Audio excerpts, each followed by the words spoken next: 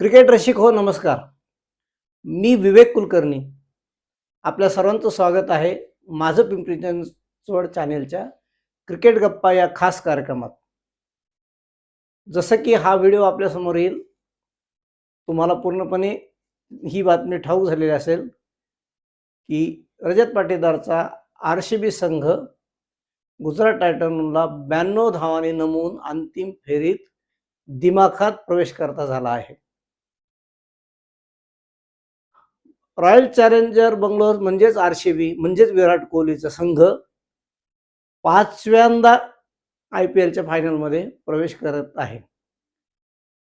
विराट कोहलीने त्याच्या क्रिकेट कारकिर्दीत जितकं कमवलं होतं त्याला एकच शल्य होतं, तो IPL ट्रॉफी उंचावू शकला नव्हता.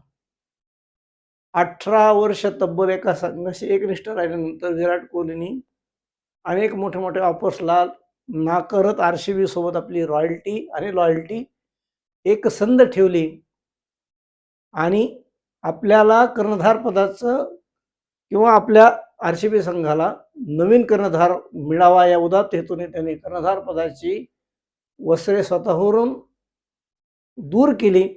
रजत पाटीदार या युवा प्रतिभावंत खेळाडूवर आरसीबीच्या टीम मॅनेजमेंटने विश्वास ठेवला आणि त्याच रजत पाटीदारने आरसीबीला तब्बल 17 वर्षानंतर पहिल्यांदा IPLचा झळाळता करंडक मिळवून दिला होता. काल गुजरात टायटन्स विरुद्ध जेव्हा त्यांची धर्मशाला येथे सामना झाला, गुजरात टायटन्सच्या शुभमन गिलने नाणेफेक जिंकली आणि प्रथम गोलंदाजी करण्याचा निर्णय घेतला. खरं तर जेव्हा गिलने प्रथम गोलंदाजी करायचा निर्णय घेतला, त्याच्या सुरुवातीच्या गोलंदाजांनी आरसीबीला बऱ्यापैकी नियंत्रणाखाली ठेवलं होतं, दबावात ठेवलं होतं आणि 9व्या षटकाअखेर 3 बाद 93 अशी बिकट अवस्था आरसीबीची केली होती. यावेळेस असं वाटत होतं की गुजरात टायटन्स अंतिम फेरीत सहज प्रवेश करेल.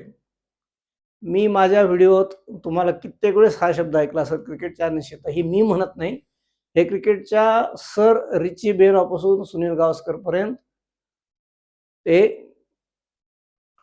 मायकेल होल्डिंग पासून आपला आकाश चोपडा या अनेक मोठमोठ्या समालोचकांनी क्रिकेटच्या अनिश्चितता नेहमीच अनसर्टेनिटी असं म्हटलं जातं, ती वारंवार सिद्ध होते आणि म्हणूनच क्रिकेट आजही लोकप्रिय आहे.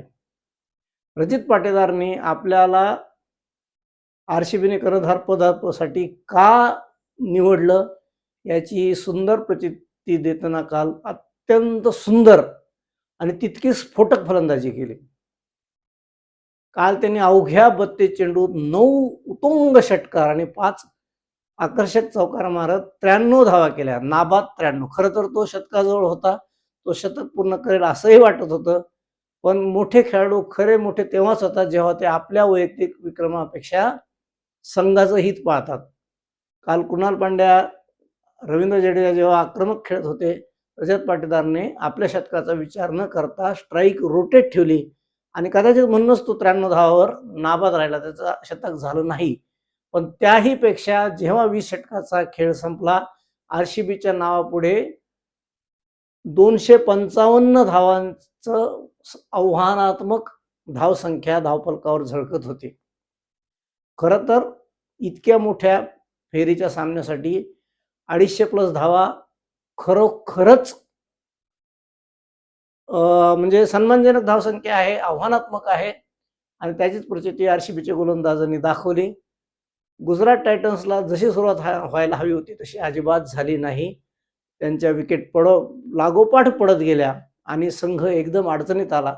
खरं तर गुजरात टायटन्स मोठ्या फरकाने हरेल असं वाटत होतं, पण थँक्स टू राहुल तेवतिया हा IPL मधला एक अत्यंत प्रतिभावंत स्फोटक फलंदाज आहे. त्यांनी या आधीही ते वारंवार सिद्ध केलं. दुर्दैवाने राहुल तेवतियाला फारशी संधी मिळाली नाही. यावेळी सुद्धा आरसीबी संघाने त्याला फारसं प्लेइंग 11मध्ये स्थान नाही दिलं. मात्र त्यांनी काल मोक्याच्या क्षणी आपल्या संघाचा मानहानीकारक पराभव टाळताना 60 धावाची अत्यंत सुंदर, तितकीच आक्रमक, तितकीच देखणी फलंदाजी केली आणि त्यामुळे किमान 150 ते 125 धावांनी जो पराभव होता तो केवळ 92 धावांनी गुजरात टायटन्सचा पराभव झाला. शेवटी पराभव तो पराभव. मात्र ह्या एका पराभवामुळे गुजरात टायटन्सचं आव्हान संपलेलं नाही.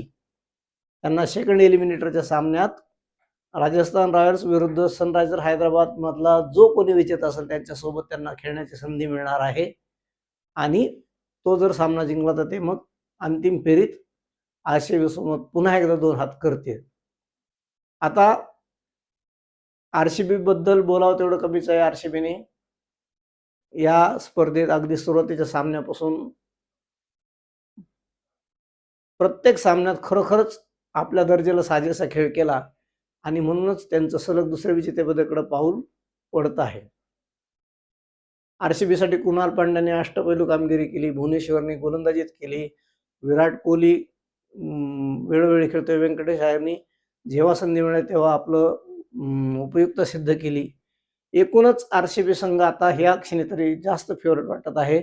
मात्र आता हे शेवटचे जे सामने आहेत यात जो संघ आणखीन उत्तम आणि त्या दिवशी आधीचा इतिहास विसरून जो संघ मैदानावर प्रेझेंट डेला म्हणजे सामन्याच्या दिवशी जो उत्तम आणि संघाला हितकारक ठरेल असा खेळ करेल तोच संघ IPL जिंकेल हे निश्चित.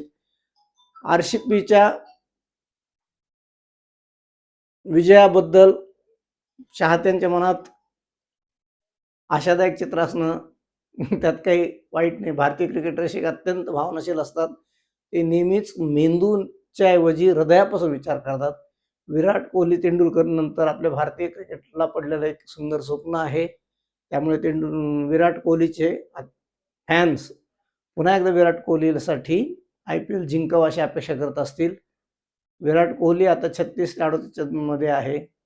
कदाचित त्याचा सुद्धा हा IPLचा शेवटचा मोसम असू शकतो. त्यामुळे आपल्या IPLच्या प्रवासाची होणार नाही होणार हे कुणालाही माहिती नाही. आणि इतक्या मोठ्या खेळाडूला माझं नेहमीच मत असतं की त्यांना त्यांच्या मनाने विचार करून निवृत्ती घ्यावी द्यावी. आपण हा विषय आपला नाही असं समजून या विषयापासून बाजूला होऊ. पण असं वाटतं की विराट कोहली पुन्हा एकदा आपल्या संघाला विजेतेपद मिळवून देण्यासाठी जी जानशी कोशिश करेल. आणि विराट कोहली इतकं जिद्दी आजच्या क्रिकेट विश्वात आजच्या घडीला कोणीही दुसरा इतका जिद्दीचा खेळाडू सापडत नाही. म्हणूनच त्याचे इतके मोठे मोठे रेकॉर्ड झालेले आहेत. गुजरात टायटन्ससाठी आणखी एक संधी आहे. पण आता आज सनरायझर हैदराबाद विरुद्ध राजस्थान रॉयल्समध्ये सामना होईल, ज्यात युवा प्रतिभाशाली भारतीय क्रिकेटचं भविष्य म्हणून ज्याच्याकडे लोक पाहत आहेत त्या वैभव सूर्यवंशीला केवळ 6 षटकाराची आवश्यकता आहे. द युनिव्हर्सल बॉस ख्रिस गेलचं 59 एका हंगामातल्या षटकाराचा विक्रम मोडण्यासाठी. जवळपास 15 वर्ष ख्रिस गेल IPL मध्ये आपली बॅटनी पराक्रमाचे पोवाडे रचत होता. वैभव सूर्यवंशी फक्त 14 वर्षाचा आहे आणि त्याचं हे फक्त दुसरंच IPL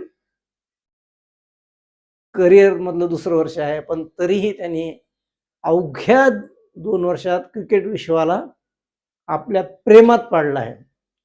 मी अजिबात तुलना करत नाही. माझं नेहमीच म्हणणं असतं 2 खेळाडूंमध्ये कुठल्याच 2 व्यक्तीमध्ये तुलना होत नाही, करूही नाही. आणि ख्रिस गेल आणि वैभव सूर्यवंशी तर होऊच शकत नाही.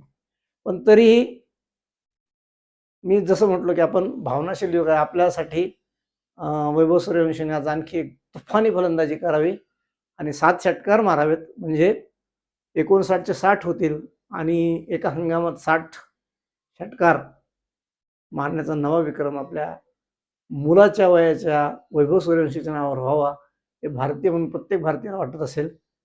आजच्या सामन्यात काय होईल, तुम्हाला काय वाटतं? IPLचा विजेता कोण असेल, तुम्हाला काय वाटतं? तुमच्या कॉमेंट्स, तुमच्या प्रतिक्रिया मला खूप खूप खूप आतुरतेने मी वाट पाहतो. माझ्या व्हिडिओवर आता बरेच लोक व्ह्यूज वाढवत आहेत, मी त्यांचा आभारी आहे. पण मला अजून हव्या तशा कॉमेंट्स वाचायला मिळत नाहीत. मला आशा आहे आपण आपल्या कॉमेंट्स करताल, प्रतिक्रिया देताल, माझ्या व्हिडिओत काही तुम्हाला कमी जात असेल त्यावर आपण आपलं मत मांडाल. हक्काचे नेहमीचं मागणं, व्हिडिओ आवडला तर लाईक करा, शेअर करा, चॅनेलला फॉलो करा, सबस्क्राईब करा आणि पाहत राहा माझं पिंपरी चिंचवड चॅनेलचा क्रिकेट गप्पा हा खास कार्यक्रम.